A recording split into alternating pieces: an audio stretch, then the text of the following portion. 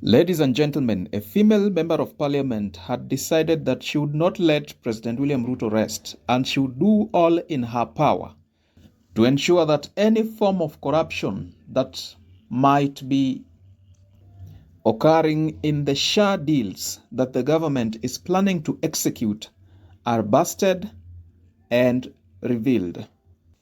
Remember, not long ago, Nation Media Group had delivered a report indicating that the government is planning to engage just one single contractor to supply all medical equipment to the county governments. And this had raised so much eyebrows, because tell me why the government would just plan to give the contract to supply medical equipment to just one supplier.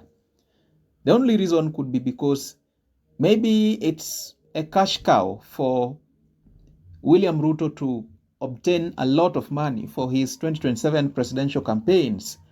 But interestingly, a couple of months down the line, nominated Senator Hamida Kibwana had set her eyes on unraveling the mystery surrounding the controversial leased medical equipment scheme in counties. Now, this lawmaker had said that this was part of her continued efforts to highlight the plight of Kenyans. And she had also planned to establish the state of availability of drugs and essential medical commodities such as oxygen in hospitals, as well as support for children and persons with disabilities. Shortly after William Ruto ascended to the presidency, Senator Hamida Kibwana, in a request for statement, had asked the Senate Health Committee to investigate details of the terms of the leased medical equipment contract signed by the government on behalf of counties. And this included the sums agreed and those paid since the project had begun. Now, the senator had wanted the committee to also disclose whether the project was put out to tender, who bid, who had won, and the cost of the bids, as well as the contracts signed by each county. Things are continuing to get interesting day by day, because the government of President William Ruto is continuing to operate in utter secrecy and utter disregard for public opinion. Day in, day out, there is continuous lack of transparency in how government executes its functions. Huyu senator alitaka kujua ikiwa kuna wizi unaendelea kwa serikali. Senator Hamida Kibwana alikuwa anataka ajue hii contract ya SHA, kati ya SHA na county governments. Alikuwa anataka ajue mbona hii kitu hakuna transparency hapa. Mbona hizi deals zinakuanga tu ni kama there is no transparency, as in Kenyans are left in the dark. Hakuna mtu anataka ku-explain. Ruto does not want to explain the full context of this matter. Health officials, including the likes of Dr. Deborah Baraza, hakuna mtu anataka ku-explain. The government just want people to assume so that things can just get on, things can just continue the way they want it. So Senator Hamida had set out her eyes to unravel the mysteries surrounding this SHA deal. But the question is, will she be able to do this? Because it's like, kama ni ukweli wa Kenya ndo wamemtuma kwa Ruto ama kwa serikali aende akachunguze haya maneno, will she be able to do this? Because just the other day, we heard her say this on live TV. I didn't mind NHIF. I loved NHIF. I mean, for some time it really worked.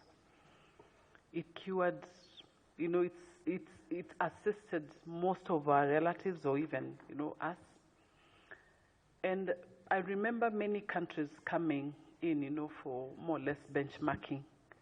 And within the SADC countries, we had like about 7-8 countries coming to benchmark and maybe copy-paste the NHIF. I remember one of the countries was also DRC that was advocating for that. I'm hoping and praying that we shall have, the SHA shall be a good thing, that even the next era or the next government that shall come will not again decide to shift to something else. Swali ni je, ataweza kweli? Atawezana na hii maneno? Kama Rigathi alijaribu akashindwa, Rigathi alijaribu kuuliza maswali. Kuuliza tu maswali ilifanya Rigathi akakuwa impeached. So will this senator be able to do this, to follow up on this toxic matter? Will she be able to do this? I want you to tell me in the comment section if the senator will be able to follow up the mysteries surrounding the SHA deal and whether her efforts will bear enough fruits.